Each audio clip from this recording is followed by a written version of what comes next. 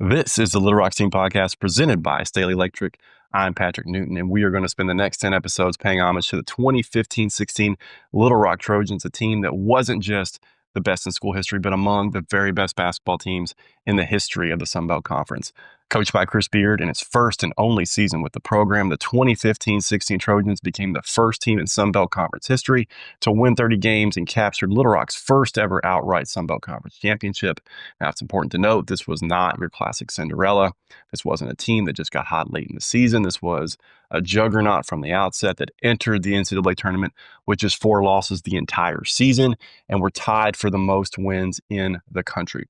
It's only right to start this series with Josh Hagins. Now, you may remember Josh for his performance against Purdue in the NCAA tournament, but Josh was a 4-year player who earned first-team All-Sun Belt Conference honors as a senior.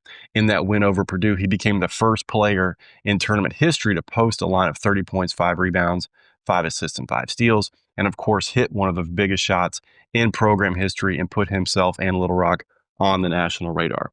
We're going to talk about that season and the win over Purdue, but also how he arrived at Little Rock, where he actually hoped he would play his college basketball, and his decision to stay with the program after a coaching change, and ultimately how he knew his senior season was going to be different. Let's go.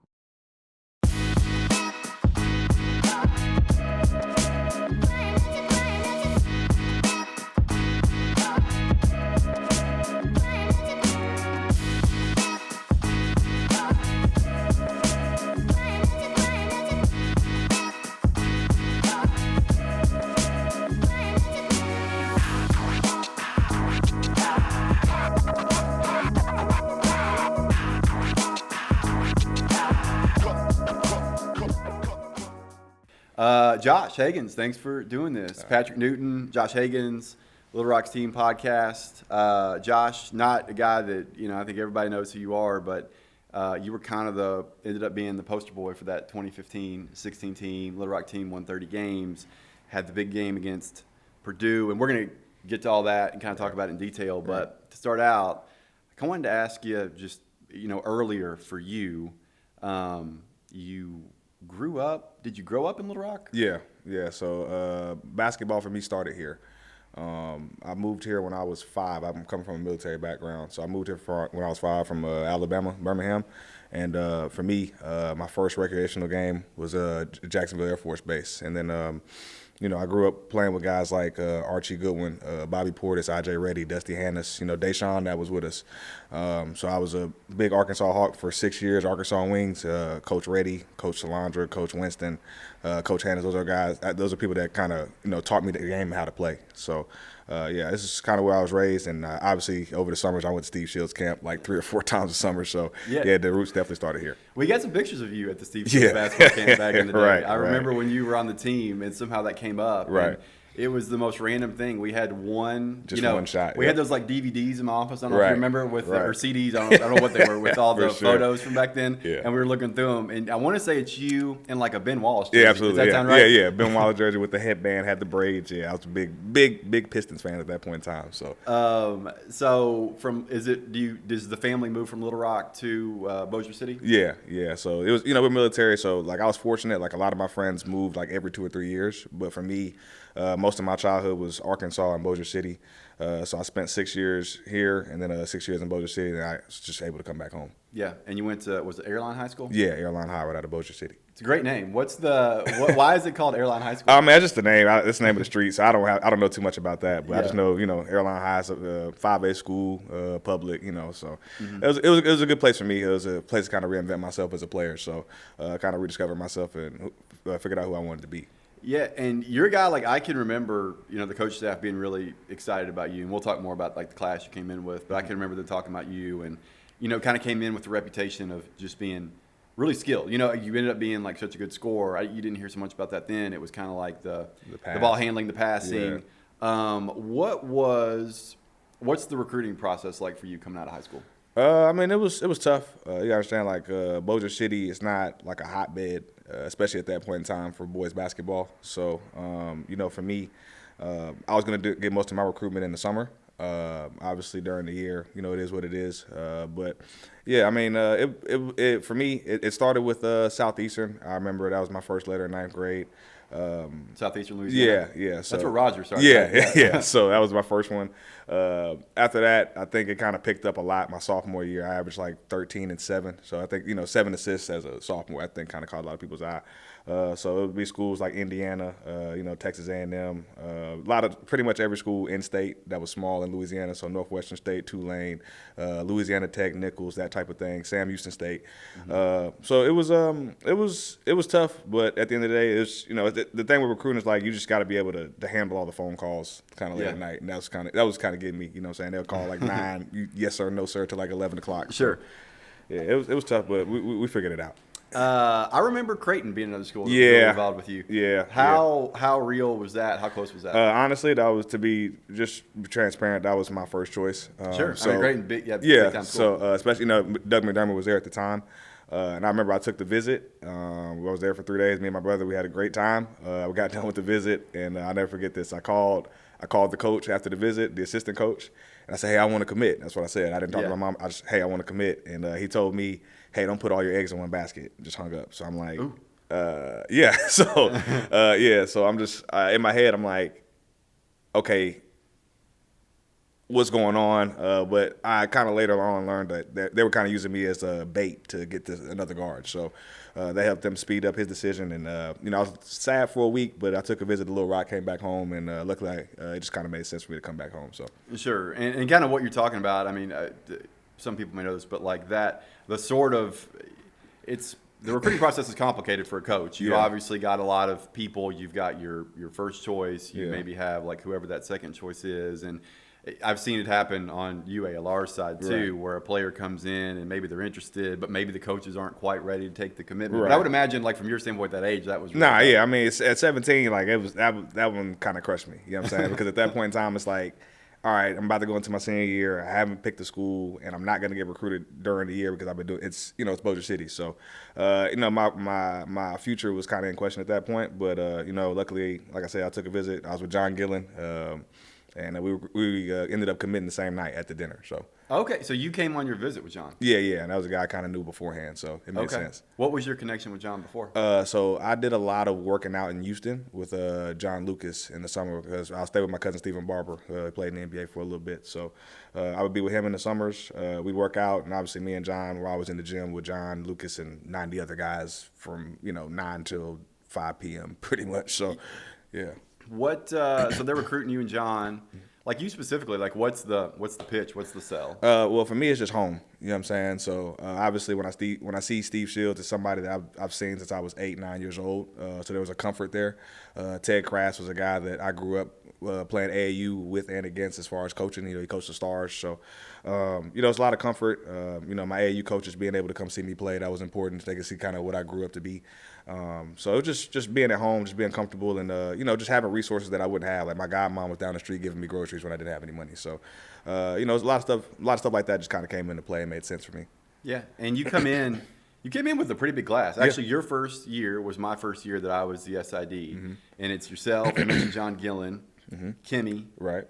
Was Mo a true freshman or redshirt freshman that year? Because he came in. Remember, he was 6'5" when he came in. Yeah, and he was like 6'9" by the end of the summer. So, it was me, Kimmy, Mo, John, Stet, and James White was a redshirt freshman. Yeah, and then I don't know if you remember Andrew Poulter. Yes, Andrew Poulter. Yeah, his dad was the SID at Texas State. Big fella. Yeah. So that was a fun class and a big freshman class as well. Yeah, we call ourselves the Super Six. We were the 5-5 until we got Kim. I think we got Kimmy kind of late, and then we turned into like the Super Six or something, or some kind of. Remember that Burn the Horse account? Oh yeah. That was Jeff Slatton. Yeah, right. He used to be the Democrat Gazette beat writer, and then when he left, he had that blog, and he did a good job. Yeah, it was pretty smooth. So big class, man. I enjoyed those guys for sure. Yeah, and this is my memory. I didn't check this before we started, but my memory is you started the first few games as a freshman. Yeah. Is that right? Yeah.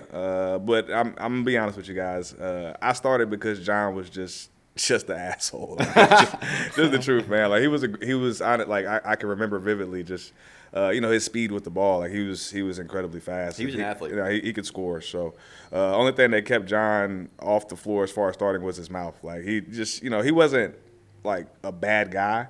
you just had to understand like that's his confidence. That's who he is. And if you don't know him off the rip, you think he's like just being weird. But that's just him. You know what I'm saying? Like John's a great guy, bro. But yeah, I mean, I started, but I mean, it could have went either way. But I really just believe my freshman year, John had flashes of just being the best player on the team. No, John was really good. His first game, he scored like 24 points. No, and off the bench, bro, he was amazing. And so, like, I remember, he had the 21 points, bro. He texted chat. He's like, bro, I love you guys. Oh, man, we're going to be amazing this year. I'm like, John, please shut up, man. Yeah. Like, it's just this one game. But, nah, man, John was a hell of a player, bro. Hell of a player. Bro. He was good. He was not a big dude. Like I would guess he was like 5'11". No, he's about 5'10", 5'11", but like I said, just one of the fastest kids I've ever seen. Just great speed with the ball, and for a smaller guy, could like get downhill and get to the foul line. Yeah, and I'm saying he was good right hand, left hand, like equally. So I mean, if John would have stayed all 4 years, it'd have been crazy. But that's it's one of those what ifs. So yeah, kind of going through your time with the program, like again, you come in again. This is my memory. It was kind of like John was sort of seen as like more to the combo kind of scoring guard. Yeah, you were more like the true point guard. At least yeah. And I think it's funny that you kind of over time sort of developed into more of a pure scorer, or at least more than what they thought you were going to be when you started. Yeah, I mean, I think Shield's vision for me was kind of to be like the rest of the guys he had, just kind of like pass first, make sure everybody gets. Yeah. So, but like once he saw I could score. I don't think he really, he at that point in time he hadn't really just had, that dynamic. He wasn't used to it. So the fact that I was more pass than John, he was thinking like I was pass only, and it's like, nah, it's not the case. We can both score. I'm just trying to contrast it, so it makes sense for our group. But I mean, the evolution it was different. It was tough. Kind of playing off the ball. I'd never really done it. I said never. I hadn't done it since I left Arkansas when I was like 5th grade, 6th grade. So it was an adjustment, but we figured it out. It took a couple of years. I was a little frustrated here and there, but we made it work. Yeah. Now I think you were 3rd team All Sun Belt as a junior. Yeah. Again, kind of like you're playing off the bench, but kind of a big time scoring guy. I can remember. I won't swear that I've got this exactly right, but I want to say it was the Arkansas State radio team or someone with Arkansas State. Again, I might not have it right, but I can remember talking to someone else in the league, and they were talking about their coaches kind of preparing for Little Rock. And at this time, I don't remember if you were a sophomore or a junior, whatever it was, but they were saying, they were like, I can tell you that like our coaches are worried about Hagins. They were like, and this was, so you might have been a junior because this was whenever Harrow and RJ Hunter were at Georgia State. I can remember this person saying, they're like our coaches think that, he's a guy that, he's just as dynamic as a Harrow, as an RJ Hunter, at that level. Like there was, the potential was always really there. Yeah. I mean, it just kind of understanding how to play. I think for me, I thought 2-guard meant just kind of like force it. But I had a game that, I had to learn how to balance it out. You know what I'm saying? I think the main thing for me, honestly, wasn't even about the scoring. It was just about just keeping my composure. That was really one of my biggest flaws, from high school to college. So I would get down on myself, and my emotions, I wear them on my sleeve so you can see it on my face how I was playing. So, those guys, they were a little more mature in that aspect. But I always felt like myself, like internally I was confident enough. I felt like I was an NBA player when I got here as a freshman. So, that's just kind of how I thought. And, when I had games where I got hot, if I got hot, anything could happen. So, I'd have a flash like that here and there, and Arkansas State was just one of those. So, I got hot, just kind of did whatever I wanted, and the game was what it was. So you had 28 up there, right? Yeah, 28. That was the career high before the game. I remember that. And we won up there, right? That was the first time we'd won in Jonesboro. We took some real thumpings. No, for sure. Yeah, that was always a tough place to play. Golly, they were so strong, man. But yeah, I mean, that was a good team for sure. Yeah, no, Arkansas State, they had some real, I don't know what you call it, like sort of layup line all-star teams, just like teams you would look at and be like, I don't know how we're going to compete with this group. Like they were big, they were physical, they were big, long, strong guards. You know what I'm saying? So, but they, that was their main thing. They just kept trying to bully us. We had like kind of smaller guards, whatever the case is. But they were a good team. But at the end of the day, for us, like we would have been better off just playing without worrying about what was going to happen. You know what I'm saying? We were kind of too nervous for no reason. You know what I mean? Sure. You talked about your kind of changing a bit as a player, evolving. Were there NBA guys that you saw yourself like trying to emulate? Well, it was weird because like I came in as a point, so like I kind of wanted to be other point guard. So for guys, for me, like I grew up being a Vince Carter fan, right? But as I got older, I'm real. Hey, I'm not gonna be 6'6". I'm not gonna be 50-inch vert. So I tuned into more guys like Nate Robinson. That was a big guy that I like to watch. Tony Parker, Steve Nash, like small guards that weren't just super strong. You know what I mean? So I had to kind of emulate them, and that's just guys I watched. You know what I'm saying? Stephen Barber, my cousin. He was a small guard, had to score, made it. So those are the type of guys I try to emulate. His first 3 years, it goes relatively well. Y'all, I think you're plus 500 your freshman year. Second two seasons don't go quite as well. Shields is out after your junior season. At that point, is there any part of you that's thinking transfer at that point? The only way I was gonna leave was if I felt it was gonna be the same. You know what I'm saying? And so any doubt I had was gonna come from that. I knew for me, like I wanted to be, at home. You know what I'm saying? And so I'm not real good with change, and I know, the game's different today. But even if I were to play in college basketball today, I don't think I could just one school, next school. I don't think I could do that. At most, I might have did it once after 3 years. But yeah, it was worried. I was only worried if we were gonna kind of be like the same team, same culture. You know what I'm saying? Our problem my first 3 years wasn't our talent. We were very good on paper. We had a lot of size. We had a lot of athleticism. We had at one point in time, we had Will Neighbor, James White, John Gillen, Kimi Yosei, Marique Isom, me, Chavez, Gus Leeper. Like we had a really big team. You know what I'm saying? But our problem was just we weren't everyday guys as a group. We had, I know for sure my freshman year, Ted Crass, Stetson Billings, you know what I'm saying, Ben Diller, Gus Leeper. Those were everyday guys. They were the same guy every day. But obviously, as you know, 4 out of 13, it's not enough, especially in the mid-major level. You know what I'm saying? Mid-major, you got to have a team that's willing to do it all the time. And so that was just our main thing. And I knew our roster was going to be a bunch of guys that just kind of did it when they felt like it, which is what we kind of been the last 3 years. Then, I kind of had to do something else. But luckily it changed. So when they announced Beard, do you know anything about him at that point? Nah, honestly, I don't. You know what I'm saying? So I really thought that we were gonna get the assistant from A-State. I can't remember his name at the time. Okay. Yeah, I thought that's where we were going with that. But when I found Beard, obviously I just did my little research. I saw he won at San Angelo. And in my head, I'm like, shoot, it's new. You know what I'm saying? So I know he's gonna give it everything he's got. But I remember, he had the press conference. We talked after. He was like, Hagins, you leaving or what? I'm like, This is Beard saying this. Yeah. So I'm just like, nah, I'm here, coach. It just, understand, like I'm a senior. You know what I'm saying? I don't have time for, whatever it is. You know what I mean? I don't have time to rebuild, and I don't have time. So he was like, no, we're not rebuilding. We're gonna win right now.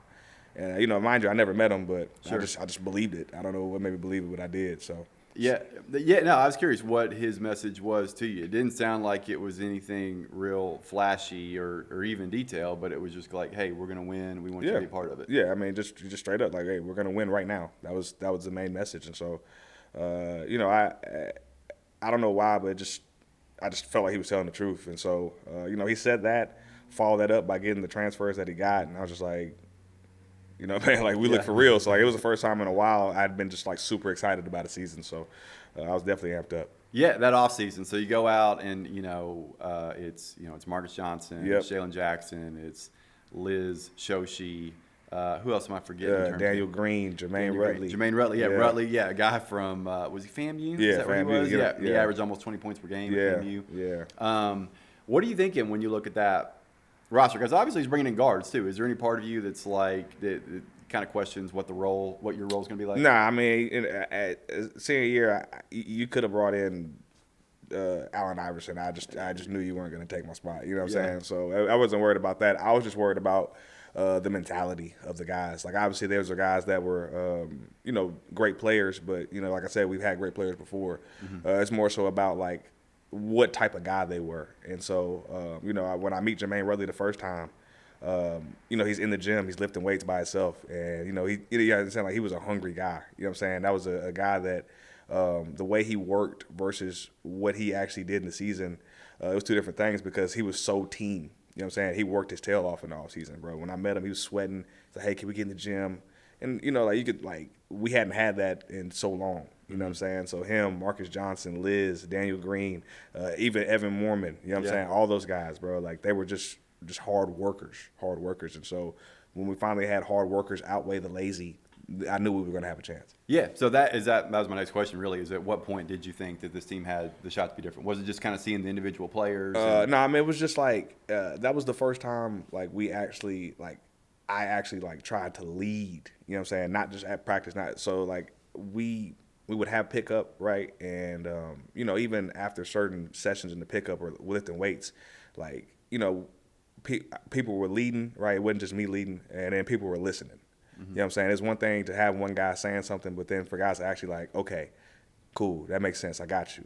And they're actually trying to do it, you know what I'm saying? So I think the main difference was our offseason. You know what I'm saying? The first 3 years, our offseason was 50-50. Like, we'll have a Monday at 5 a.m. where we're bad, Tuesday we're good, Monday, the Wednesday, you know what I'm saying? Like, we're just very up and down, very roller coaster. But that offseason we had was probably the best one. It was the best one we've ever had. So it made sense. I tell people all the time, if you want to win in the mid-major, if you're going to have a shitty offseason, you're not going to have a good season. You know what I'm saying? If you're at a mid-major school, you have to be everyday guy. Because if you could just flip a switch, you wouldn't be there, you know, respectfully. So, you know, we had a great offseason, and, you know, it translated.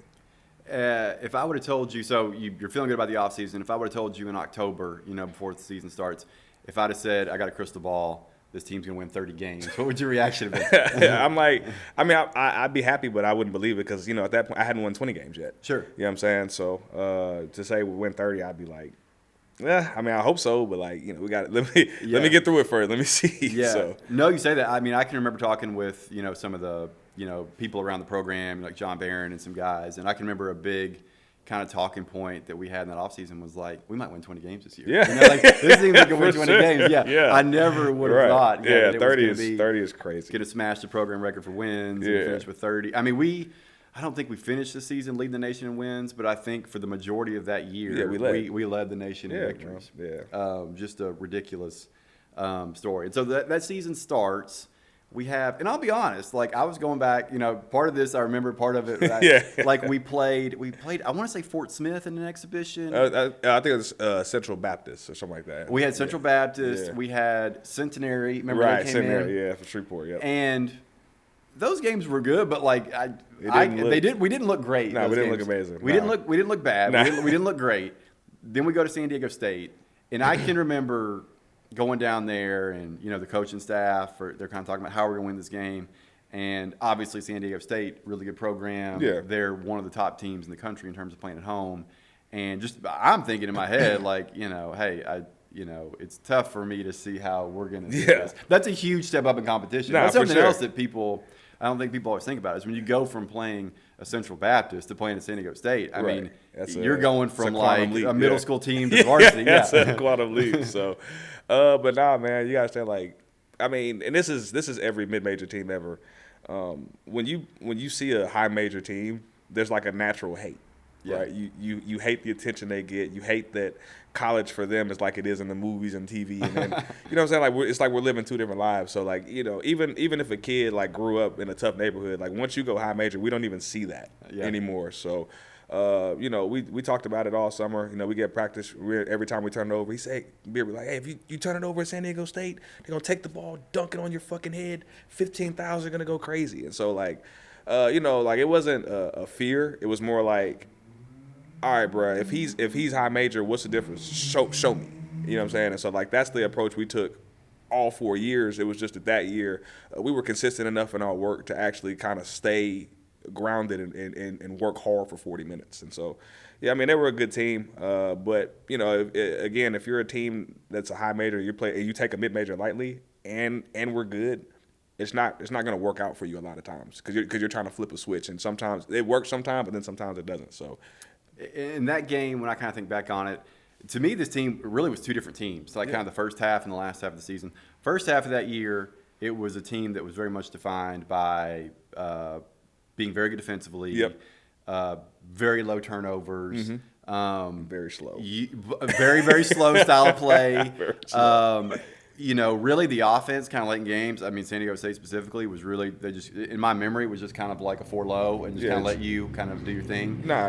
Where later in the year, it was a really, really good offensive team. But early in that season, it was really like the defense had to be on point, the turnovers had to be at a minimum, and y'all had to find a way to make shots late. Yeah. I mean, because you got to think we're coming from Steve Shields and his style, which was a 2-game, right? So we've been running high-low for 3 years, and that's kind of like ingrained in our head. So we go from doing that to essentially what Joe Foley and the girls have been doing, which is very successful with the motion. And that takes time, you know what I'm saying? And so, like, obviously, it didn't take as much time for us because we were older. But the transition between, those two offenses it's very different. But, early on, we just kind of had to figure it out. Just kind of, okay, we got to get 45, 50 points on the board. So it just came down to just who had big nuts. And, luckily we had some older guys who just weren't afraid of the moment. Yeah, y'all won that game scoring 49 points. Yeah. It was 49-43. On the road. You had, on the road against a good team. You had 14 points in that game. The majority of those were late. No, literally 10 points like the last. Like, I had, like, maybe 6 points until, like, the last 3 minutes or so. So, I love a late appearance. You do. And we'll talk more about that later. And I'd forgotten, going back and watching the games, the shot that I think gave Little Rock the lead for good in that game was you banked in. It was either a 3 or a long 2. Was it a 3? Yeah, 3, bro. Straight ahead. Headsy pool, bro. Yeah. 2 on the clock. It's like there's a dude named Trey Kelly. He's playing in Australia. He's a pretty good player. But yeah, Hezzy pool, banked it in. I was smiling. I wanted to yell and be but you bank in a 3. It's just like, all right, you got to kind of it off. So. And then after that, it was the mid-range stuff. Yeah. You were able That's to get back to the norm. Yeah. That's back to the norm. But yeah, I mean, any late game situation, all from sophomore to senior year, I kind of wanted the ball. So that was kind of my time. And then for I think for a lot of people that changed the way people talked about that team on a national level. And Right. I mean, that got national attention because of the San Diego State win and kind of what they had done at home. I've got Right. the stat that was just the 6th time they'd lost a non-conference home game in a decade. Right. Yeah. Right. That got a lot of national attention. Obviously, locally, people started to pay attention, and that really kind of gave you guys. It's hard for a mid-major team often to have an opportunity to really capture that type of attention early in the season, and that gave you all the opportunity to do that. For sure. And you follow that up, you get the Tulsa win. To me, the other one that's just crazy is the DePaul victory. Now, this one was different because the Tulsa win was come from behind. The San Diego State one was nip-tuck. Yeah. The San Diego State one was just an all-out ass-kicking from the get-go. Yeah. Won that one by 20 points. Yeah. You were up. You may have been up 20 points at halftime. It was a throttling from the get-go. Yeah. I mean, that was and people don't know this, but on the way to the game, that's what people forget, right? We were on the bus and we actually were stuck in traffic. So, I remember that. Yeah. So I promise you, everybody, got their headphones in. We're now getting ready for the game, and we keep now. I'm like, well, dang, I done played this song like 5 times. Like, why? So I'm like, why? Like, why are we not? And I look, it's just Chicago traffic. So honestly, it took us. I want to say, if I'm accurate, an hour and 40 minutes, and it was like a 10-minute ride. So we were damn near asleep walking into the gym. We didn't have time to do our regular warm up. We just had to get out and go. But that the way we started the game, that let me know we were different. Because the old team we would have had would definitely late, make excuse, da-da-da. But, I mean, that team was just so focused, man. We were so locked in. So, I mean, that night I knew we were going to be special. And, a couple things, kind of hallmarks of that team. Something that team really had an ability to do was to go on runs. Yeah. 18-4 run early in the second half. That's really what blew it open. Yeah. And then the other thing is the defensive piece. I mean, this is a game, y'all are playing DePaul, Big East. They were Big East at that time, I believe. Yeah. Big East opponent on national TV. They made 17 shots the entire game. They just made 1 3-pointer. To the level that you can explain it, what made y'all's defensive approach so problematic for teams early in the year? When you're a team that stays in the gaps and you're not giving up paint, you have to shoot. And so, if you're not super confident in your 3-point shooting, we're going to sniff that out. And that's why we were so good against Purdue later on in the year. But it comes down to if you're going to beat us, you're going to have to hit not overly contested threes, but you're going to have to hit contested threes. And that's the thing with college. It's nobody wants to it's not the NBA. You don't want to shoot drive and kick threes all game. You want to throw it inside. You want to get a jump hook. You want to hit a pick and roll, get them on. You know what I'm saying? You want to get easy stuff to get the guys going. But if you have to start the game and you're seeing, hey, no matter what we do, we can't get in the paint. You're not in a panic because we're not pressuring you, but you don't want to be the guy that shoots the shot that coach yells at you and you get subbed out. So once we kind of saw that, they weren't willing catch and shooters, it gives us more confidence because like, okay, now you want to put it on the deck, but I mean, we're already here. You can't beat me to a spot I'm already at, and that was one thing we were super big on the whole year. So Mark Adams was amazing with that defense, and we were just able to execute. Yeah, I mean, we'll talk more about this later, but like that staff was incredible. Nah, to have a guy like yeah. Adams, who that whole no middle defense ended up kind of taking over college basketball within the next 3 to 4 years. Yeah. Like, for him to be on that staff, it was just an unbelievable, godsend in terms of what he was able to do. That group was great, bro, top to bottom. So I mean, from Beard to Flan to Berg to Max to Trill to Ted to Adam. I mean, you really can't even ask for a better group just from an effort standpoint alone. So I definitely appreciate those guys, man, for sure. And the ball game, your national mid-major player of the week, you had. What did you finish with that game? I can't remember. 19 points, 8 assists. That was the program's first ever win over a Big East opponent. Y'all are rolling. You do have the Texas Tech loss, but that was – Texas Tech was really good that year. It was the last game before Christmas break. Yeah, I mean, honestly, if Coach didn't tell us, like, we could be top 25 before the game, then we probably would – honestly, I think we would have won. But you think it was nerves? No, I mean, like, if you say to – especially the guys, like, we've been losing to – I've been losing for 3 years. So if you tell me top 25, like, I just go into, like, an all-out panic, bro. So, like, we still played okay, but we weren't ourselves that whole night for sure, man. So I remember even after the game, we lost. Like, we were crying like we lost, like, our season was over. You know what I'm saying? But, like, that's how you knew, like, it was, it meant a little more to us, So it was definitely a tough one. But, yeah, it was fun, man. And even in that game, it was good. Tech was good that year. Yeah. As you mentioned other things, like, y'all led in the second half of that game. I want Yeah. to say 11, 12 minutes left. Yeah, Y'all had a yeah. 2-point lead. And again, we'll say it again. Texas Tech had a really good season. Nah, that's sure. that's the season that led Tubby to Memphis. He got the Memphis job from that year at Texas Tech. Yeah. So I mean, I don't know. We just kind of got out of character that second half, but I mean, a lot of that was on me. I'm not gonna lie. I was just kind of doing stuff I normally wouldn't do. Yeah. So. Things are rolling from there. Your Sun Belt play starts nice. Then you go to Arkansas State. Yeah. What happens up there? It's just one of those bad nights, man. Everything was just bad all around. Like we just, as a group, you know what I'm saying? I don't think we looked at them and saw, especially at that point in time. So that was a great time to eat some humble pie.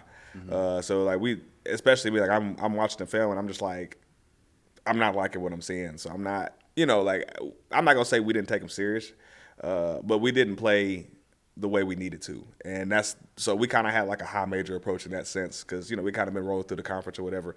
But yeah, we just didn't play the right way the whole night. I mean, they were scoring at will. I think they had like 80 points that game or something. They got up 19 in the first half. Yeah, so it got pretty bad. We fought back, but I mean that was a great lesson that we learned that night. So.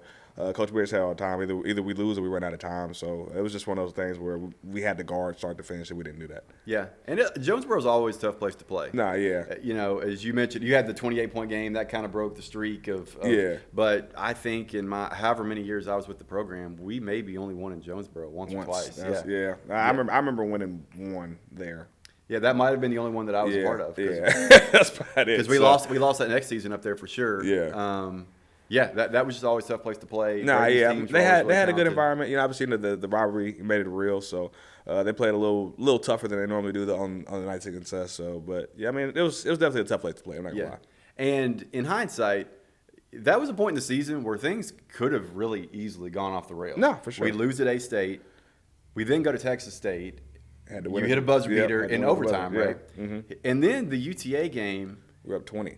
We're up 20, and Hervey didn't play. Remember him? Yeah. He probably the second best player in the conference. Yeah, was really, really good. Yeah. They had already beaten some really good teams that year. That UTA team was getting a lot of attention, and you said we're up 20. They went on like a 20-4 run or something. Yeah, right. It ended up being like, it was but that Texas road swing between you hitting the shot in San Marcos and then kind of hanging on in Arlington.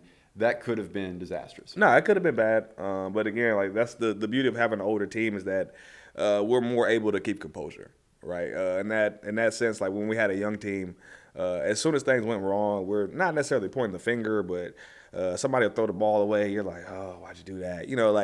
our group, we were just so locked in that we would just pat each other on the chest. Next play, kept it moving. We were just mentally tougher, and that was the main thing. So we understood like it was going to be ups and downs. We talked about it. We understood that every night's not going to be your night. It might be mine. It might be Rogers or Jalen Jackson's or Mo's or Kimmy's or whoever's. But we were a team that we were playing for the name on the front. Because we didn't even have names on the back. So. Just a number on the back. Yeah, just a number. But yeah, I mean that was the main thing. We were just focused, man. We were able to fight through. The buzzer beater at Texas State. Do you remember it very well? Yeah. Can you take me through it? I had the tech in the first half. Oh, I don't remember that. Yeah, so I had 2 fouls, and then I bounced the ball real hard, got a tech, took me out, whatever, and then it was like, all right, Josh, get back in. So, it was obviously Texas State, the way they played, super physical, super tough on defense. Sure. But again, any late game, I just want the ball. That's just kind of what I did, you know what I'm saying? And I think, I want to say it was either the year before or, it was the year before. I hit, the game tying 3. Remember, I hit the game tying 3 at Texas State, and then that guy comes down and hits the game winner. Oh, I do remember that, yeah. So, that was kind of a little bit of revenge. Like, I hit the step back, and I remember I hit the shot, and I was running because you remember I got suspended because I hit the buzzer beater at UTA. Oh yeah, that was your sophomore season. Because I ran and I do remember the lady. You said something that somebody heard over there that got upset. They got mad. So I remember I hit the shot. I start running, and Mo and Ted go for the heart, like a Ray Lewis type of tackle, and get me on the ground. So make sure I didn't do anything else. So yeah, they hugged me, held me down, and waited for everything to clear out. So I didn't get suspended at that one. So that was good. That was good. Good teammate, coach move there. Yeah, please. And that was step back moving to your left, right? Yeah. In that situation, are you thinking I want to get to a specific shot, or are you just trying to do what feels comfortable? No, I mean honestly, especially late game. I don't really care about the contest. You know what I'm saying? I don't want to really go to the basket a lot because there's a chance you can get hit and that's going to alter your shot. I know if I shoot a jump shot, it's a free shot. You know what I'm saying? You have to live with me shooting it. I don't have to think about it. So that's why I was really good with any late clock things. So it's a free shot. So I didn't really care about the contest. I just kind of got to a shot where I knew you really couldn't touch me. You know what I'm saying? If I shoot a jump shot, you can't touch me. Mm-hmm. So that's just kind of what my train of thought. So you guys, you come away from Texas unscathed. Things are going pretty well. Won't spend too much time on it, but the other loss kind of in the regular season to a Sun Belt team is ULM. Yeah. What made them such a tough opponent for y'all? So they were pretty much us, except their other guys just ran harder. You know what I'm saying? It's like they ran motion, but we would run it, and if you watch us, even looking back, we didn't sprint to screens or actually set screens a lot of times. Our bigs would, but our guards weren't. Their guards would sprint, and you have to run with them, and they'd set hard screens. And the guys that didn't shoot the ball, they made sure the guys that were going to shoot the ball were open. And so, obviously, their defense is about the same, but their pace with their motion, that's what made it tough because it's dang, bro, I got to keep chasing them around over and over. And then, even if you're guarding a guy that not going to get it, if you look away for a second, he's on this 3-point line, now he's on the other side in the other corner. So they just played super, super hard. And so you just had to respect it. Yeah, and they weren't real deep. They were one of those teams in my memory just played six, seven guys. Yeah. But they had Majok Dang, was that his name? Who was very good pro. Very good college player, ended up being a very good pro. Yeah. So they had him, Nick Coppola, Justin Roberson, very good pro. And even I want to say a guy I played in high school from Minden. I can't remember his name. Jack. Oh, jeez, I can't remember. But I mean, they had about 6 or 7 guys. Man, they weren't deep, but again, school like that kind of makes sense, bro. You're not gonna get a bunch of guys, but the guys you get, they're gonna be locked in. Yeah, they beat you guys in Monroe. Yeah. They really should have beat y'all in Little Rock. Yeah, they had Roe that shot at the end of the game. Missed the layup at the end, and so I remember he missed it. Listen, because we knew honestly, we were scared to lose, but honestly, the first thing I saw was a film session. You know what I'm saying? So it's because I'm pretty sure that was my man. I didn't box him out, and he just missed, and I'm just like. Well, it was kind of a scramble. It was I don't remember the exact situation, but it was almost like a full-length play. The guy got loose, kind of a tough shot, but a close shot, missed it. Offensive rebound putback was right there, and it was a gimme. It was one they're going to make 9 out of 10 times. Easy. Yeah, so we got fortunate, bro. But at the same time, you need a little luck during the course of the year. You do. Just didn't get it at ULM for sure. No, you do. You need some good fortune to win those close games. Sun Belt Tournament, we have the win over Lafayette in the semifinals. I think of that as like the Jalen Jackson game. Yeah, for he sure. went crazy. Yeah, in that he game. went crazy. He was good. He had 17 on like 7 of 8 shooting or Yeah. something. Yeah, just came in and just went crazy for a bit. And then you guys beat Monroe after a rough first half against him. They were up 5 or 6 points at halftime. Yeah. I mean, so the thing with the Sun Belt, especially the tournament, is the games just feel different. You know what I'm saying? It feels like every possession is do or die. So as good as we were over the course of the year, we hadn't been in that scenario yet. You know what I'm saying? And so for me, I remember I played really bad both first halves just because of the nerve. Like I didn't want my career to end or possibly end up in the NIT. Just because we didn't win and something I had never won it before. So I think we only needed 2 games, right? Yeah, we only needed 2 games. Yeah, y'all had the double bye. And I remember, I think I turned it over like 3 times in the first half against UL. Like I'm just nervous and about the same thing. I think ULM had like 5 points. So, but again, we had a team that I didn't have to.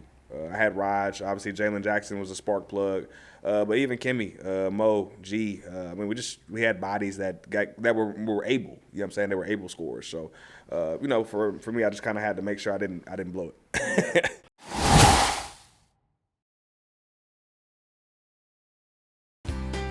At Staley Electric, we don't mind getting our hands dirty. That's just who we are. What started in R.E. Staley's garage in 1951 has grown to a 24-hour, 7-day-a-week residential, commercial, and industrial electrical company. From changing out a ceiling fan in your home to building a school in your community, Staley Electric will deliver the electrical solutions you expect and deserve. Visit our website at StaleyElectric.com. So you guys win, you get the draw, you get Purdue. What's at that point in the season like? Do you know anything about Purdue? Whenever you guys get there? Nah, it's not. Yeah, we didn't have time to really care or watch other teams. We were kind of locked in on ourselves. The only thing I remember was just sitting at we won. We're sitting there waiting to see where we're gonna go, and I saw the 4 destinations, and I'm just kind of like praying it's just not Denver because I'd been there before and I did a tournament there before, and you literally just couldn't breathe. And I remember just dying after one sprint. So I remember I think we were like the 4th 12 seat pooled, and like after the 3rd one, I'm like, well, shoot, I mean only Denver's left, so like. I have to keep it straight. I have to smile because the camera's there. Yeah. But like I'm like hurt. I'm like, bro, like. So yeah, they called us for Denver. We got up, we're celebrating, whatever. But I remember just the first practice, right? We went just old school 3-on-2, 2-on-1. I promise you, the team made it about 2 trips. We looked like we hadn't played in like 3 weeks. Like, the elevation, it's crazy. So, I mean, it was not the easiest place to play, but again, we were just kind of tough enough to kind of figure it out. So. And the Purdue game itself, what do you remember, if anything, about the game plan going into that one? They were big. No, they were taller. And I can comfortably tell y'all that even back then, not just now, not just after the fact, we didn't view the players. Obviously, the coaches had whatever, but talking amongst the players, we did not feel like they were better than us. We felt like they were bigger, but. Obviously, like A.J. Hammonds is a NBA big. Kylie Swanigan, rest in peace, NBA big. Isaac Halls is going to have a chance just because he was 7'2", 7'3". But we didn't feel like their guards were better than ours. We didn't feel like they had guards, respectfully, of course. Mm-hmm. We watched them. They kind of turned it over a lot. They didn't really make plays. They couldn't get in the paint. They had some guys that could catch and shoot, but there weren't a bunch of guys that could shoot a bunch of pull-ups. So, we didn't. The game plan was just, make the guards beat us. Like the bigs weren't you're not going to just, tip the ball over our heads and just dunk it all night. They got a few, but yeah, the plan was just put the ball in the guard's hand. Yeah, they weren't. I remember thinking they weren't real athletic at the guard spot. No, I mean, they were just kind of guys that just did a job. And so, like, again, like that hatred that you're going to have, it's like, okay, why would you take him and not me? And he can't do half of what I can do. So, we carried a lot of that into the game. A lot of, obviously we're going to have a chip on our shoulder. And one thing Beer always talked about was, being a street dog versus a pet store dog. Yeah. And so, like, like anytime we see a high major team, regardless of where you're from, right, you're a pet store dog. You know what I'm saying? You get great sandwich, like, you get a steak before the game, get nice ice cream. We're eating sandwiches. You know what I'm saying? Like, we're not the same. So we brought that dog mentality to the game. And, we were able to come out with the win. I've got a clip somewhere on my phone from back in the day where Beard, it's in the post game where he says that he's talking about the street dogs came out or something like that. For sure, for sure. You gotta say something now. This whole trip's been pet store dog. I know it. They picked us up in a charter. We've been eating all these steaks and baked potatoes. We're staying at a 5-star hotel. But I tell you what, about 8 minutes left of the game, it wasn't time for the pet store dogs, was it, boys? Oh, dogs game. The dogs game.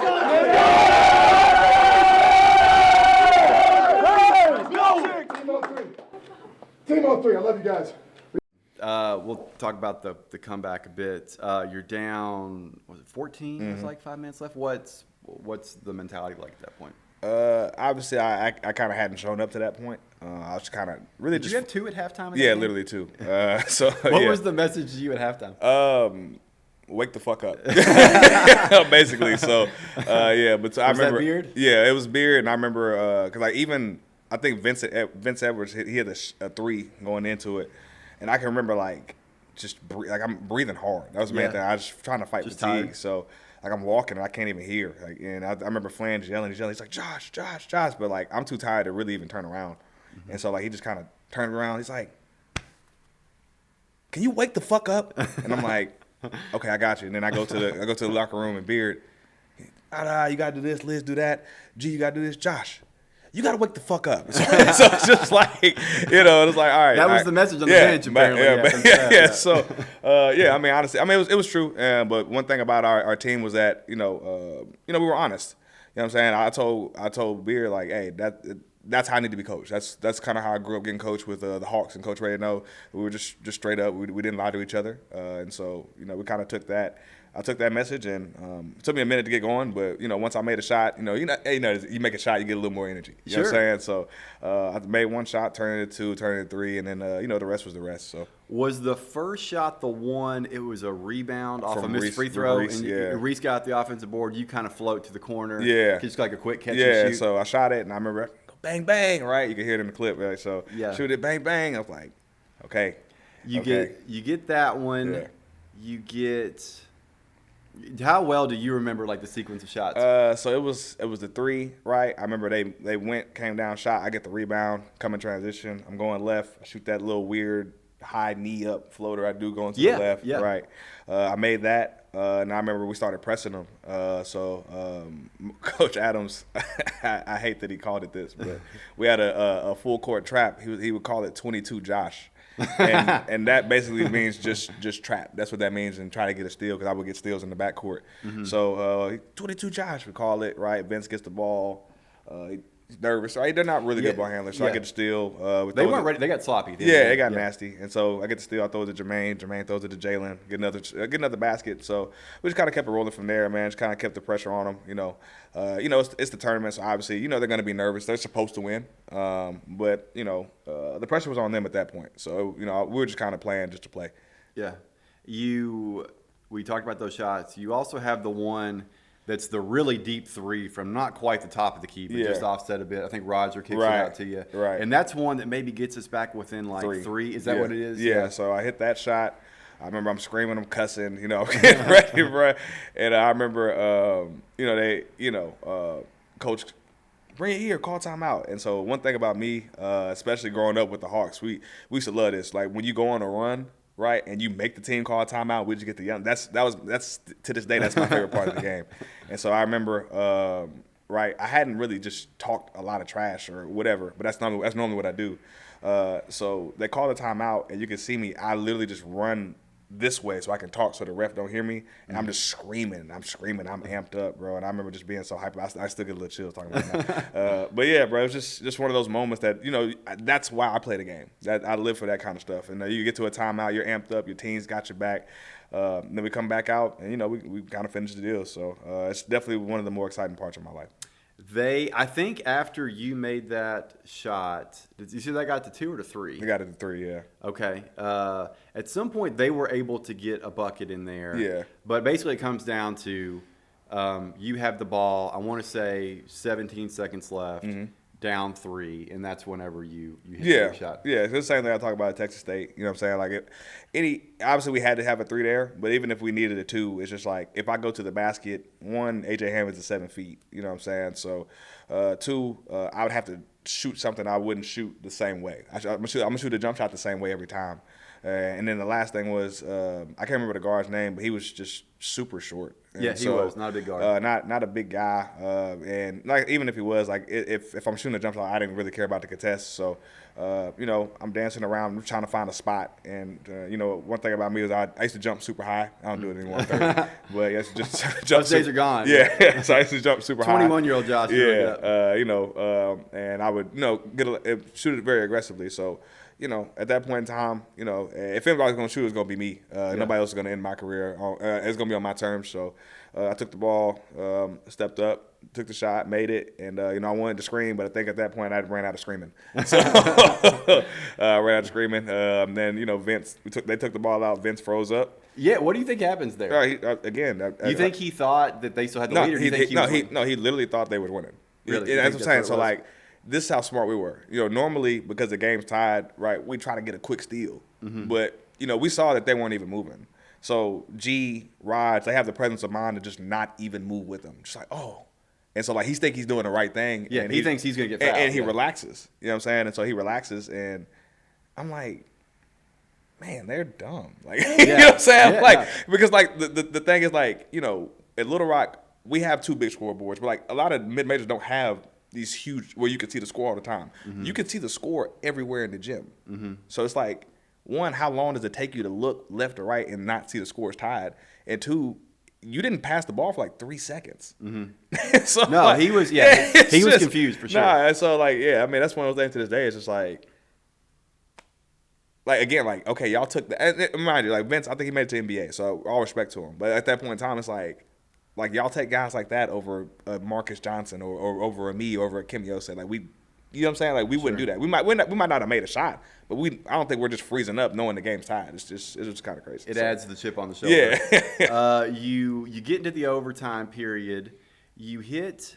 Is that the one in the overtime period? You hit a game time shot there. Is that the one where it's kind of the awkward push shot? Yeah. Where you're kind of going left. Yeah, because you had anybody that knew me on the team, they knew I hated in-game left-hand layups. I hated it. So any chance I had to score, I'm gonna put it in my best hand. And so the at that point in time, I'm athletic enough to be able to just get away with it.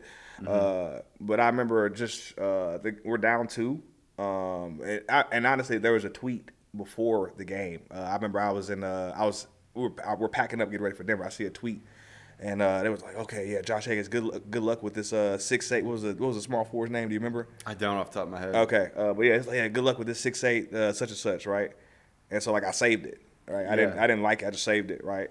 Mm-hmm. And we go to the where you meet, shake hands. Mm-hmm. Dude's 6'3.5". And I'm just I'm like, okay, bro, if he's 6'8", then I'm 6'5", 6'6" on a good day. But I remember going to the basket, jumping up over him, finishing the shot.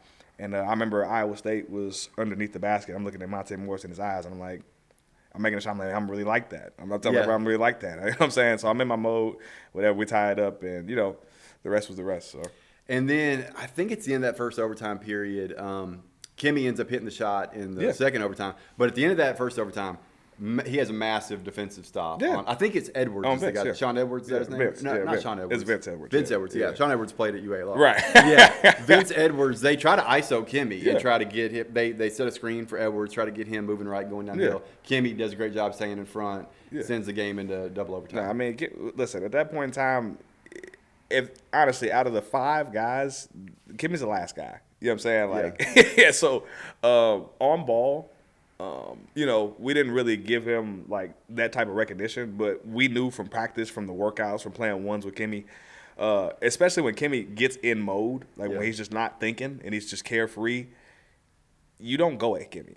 Mm-hmm. All right, he's 6'2", he's 215, he's strong as an ox, long arms, his arm, him and Vince Edwards probably had the same wingspan. So I don't know, even when he shot it, he got a piece, he blocked it a little bit. So you would need 3 screens to get Kimmy off in that play for sure. And then in the overtime period, we get that shot where I think you're going left, you get the ball screen, you kind of draw on the help defense, kick it out to Kimmy.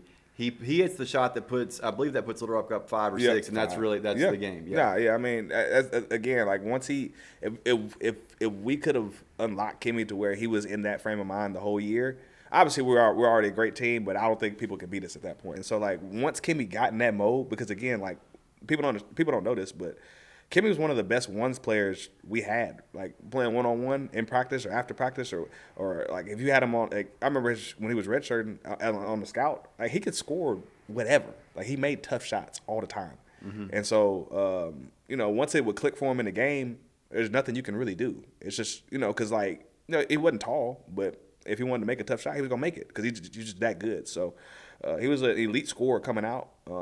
And we knew, but once he unlocked it in game, give him the ball. Yeah. He got it. So, and that game ends. You're the first player in tournament history with 35.55. I think is what it is. Mm-hmm. You had probably a 36-hour period that I think everybody on earth would like to live. Like you were a legitimate celebrity. It was great. I think that was a day and a half, 2 days. Yeah, that was definitely a peak. That was my peak, bro. I remember. Do you remember after? I mean, so after the game, I guess you go to the press conference first. Yeah. You come back to the locker room. That's like the most packed locker room with media I've ever seen. Yeah, because you've been with us through the ugly, bro. Yeah. You know what I'm saying? It's like most of the time it's just me with the camera. Yeah, it's just you. And like even like when we did our home games, right? You remember doing like the interview and it, like we make it seem like there's like 18 people, but if we were just like 2. Yeah, we get them in the front, you see like the tops of their heads. There's like one guy here and then one guy there, and then maybe so. It was definitely one of those moments that like you just work your ass off for. You know what I'm saying? To finally get the recognition, to finally get the love, to get the support that all those other teams have been getting their whole careers. D-Fish coming to the game, being there supporting us there.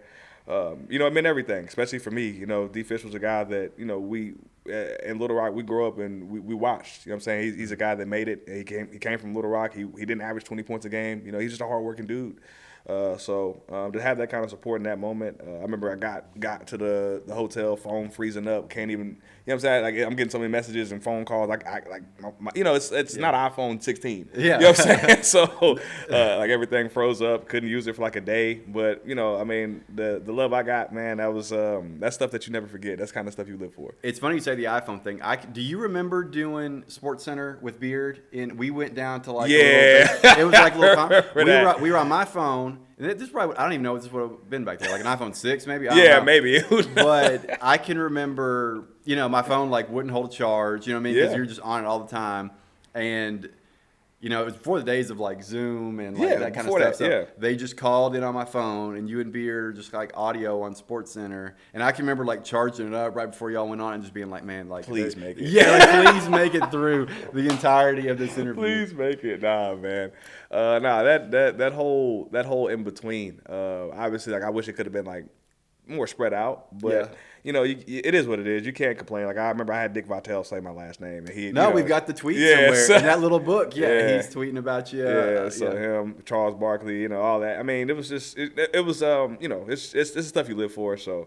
I was definitely appreciative, man. To this day, I'm 31. I'll never forget that, man. You got to do the ice cream thing with Jamie Erdahl. Yeah. Was it cinnamon ice cream? Is that yes. what it was? Oh, yeah, for sure. You would have cleaned up NIL-wise. No, listen. In this day and age, whatever cinnamon ice cream company out there, they would have been all over that. For sure, man. We were just born a little too soon, but that's okay, though. Yeah. And so the next game against Iowa State, obviously they're a really good team. They had, how many NBA guys was it on that roster? 6. 6 guys on that roster. Yeah. Probably the best offensive team y'all faced all year. Honestly, we were built, like I said, for teams that I would say couldn't shoot, but just didn't want to. They wanted to shoot. So it was different. We were a pack line gap team all year. But even in the scout, we were just kind of not confused, but it was like, all right, are we doing this or are we not? You know what I'm saying? So, our plan was help, but then don't help. You know what I'm saying? Kind of show. And we hadn't worked on that all year. We're college guys. We're not pros. We couldn't master that. But, Niang, he was just a weirdly formed. Still playing in the league, right? Yeah. He wasn't fast or, but he just made it work. Just 6'10", not, kind of pudgy, bad build. But, amazing player. Like he just figured it out, and that's like he was like a 6'10" guard essentially. So he was like Raj, but like 6 inches taller. Yeah, you know what I'm saying. Yeah. And a little bit more of a shooter. Yeah, shot it a little better, but I mean, he was just a great player. So we just couldn't figure it out. You know what I'm saying? Like anytime we held, I remember like they ran like the same ISO like 5 times. And so, like, I remember the first couple of them, like, he just scored it, like, just kind of and then he drove one, and then he kicked it to, like, Matt Thomas. Guaranteed 3, right? And then, like, next time, like, I faked the help to Matt Thomas. Daniel Green helps late, like, right at the rim. He throws a lob, and we're just like, fuck, bro. Like, yeah. all right, bro. Like, y'all got it, man. We'll figure it out. But, nah, man, that was a great team, man. All props to them. We'll kind of run through kind of quickly your kind of professional career, which is still ongoing. That next summer you go, is it Sacramento? Is that who you end up with? Summer League, yeah. Yeah, so I did Summer League with the Kings. I worked out with like 4 teams. Obviously, my workouts go well.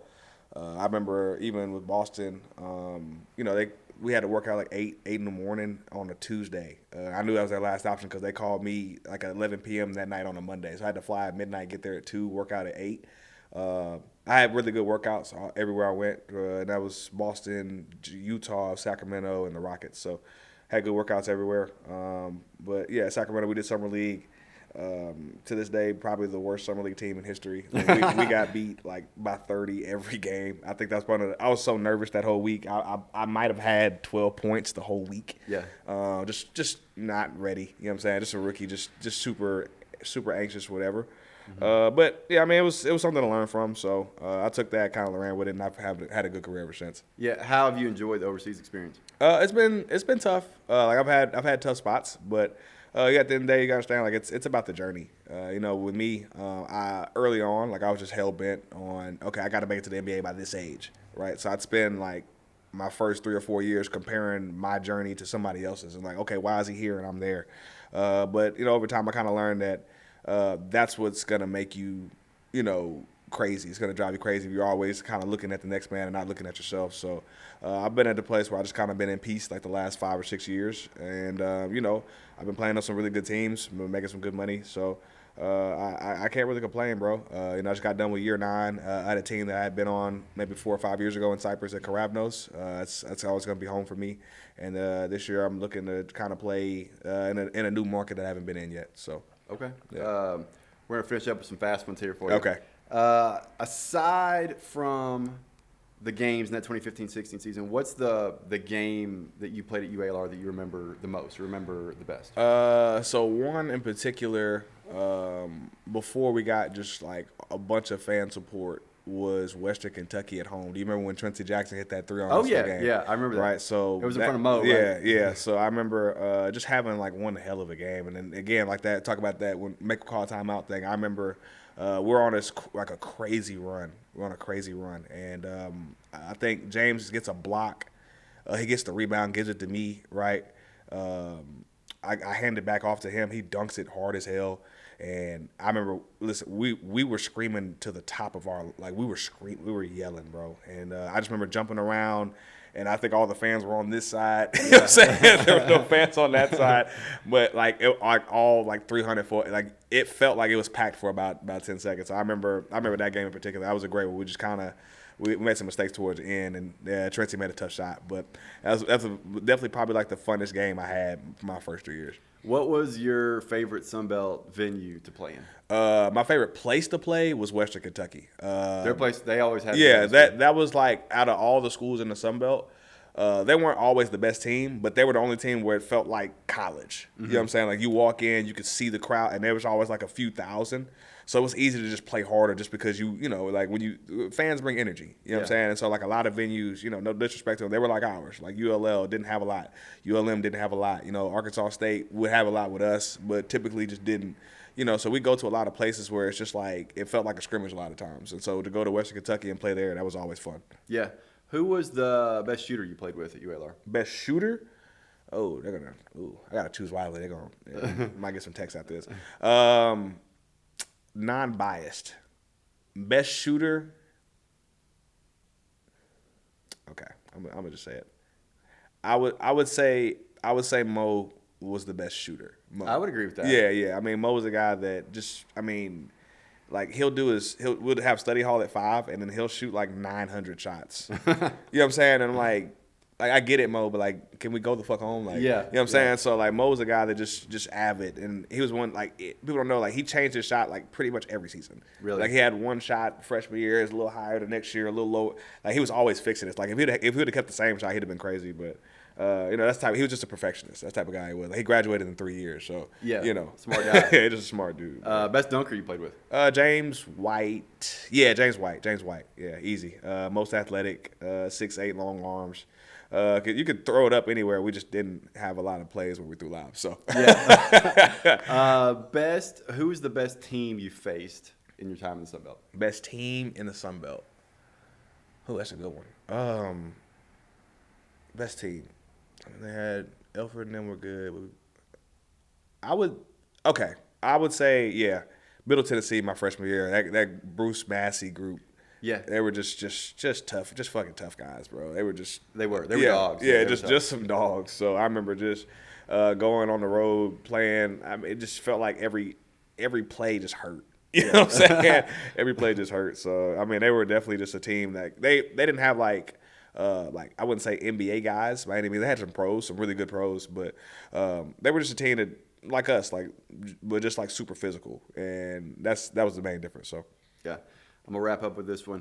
Your buzzer beaters at UALR. Off the top of my head, we talked about the Purdue win. Mm-hmm. We talked about the UTA win. Mm-hmm. We talked about the Texas State win. You also had the one against Southern. You remember that? Yeah, I remember that. Yeah. If you were to rank them in terms of your favorites, like other than the Purdue win, what's your favorite? I think my favorite probably UTA. Yeah. Because again, like worth getting suspended over. No, for sure. It was because my cousin he got recognized as one of the UTA greats during the game. Okay. So he played there. He's a really good player, really good scorer. Had a great career. He was sitting courtside. So to be able to hit that shot at the end and kind of walk over to him, share that moment with him. That's probably my favorite. I think Texas State will probably be right after, and I would put Southern third just because we weren't supposed to be in that position anyway. Yeah, you know we were down like 15 points. I'm like, bro, if we lose to a SWAC school, like we're all going home like next week. So, so we need to figure this out. Yeah. Josh, I enjoyed it, man. Thank you. For sure. It's definitely been fun, man. Definitely been a pleasure. I appreciate it. Yep. Good.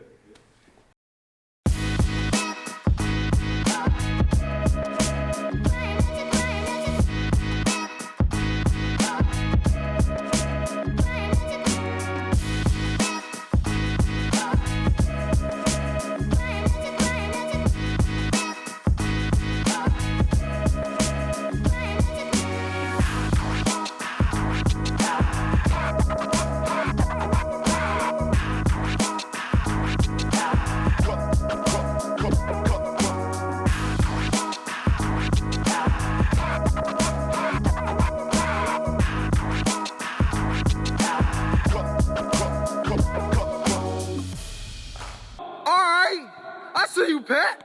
Okay.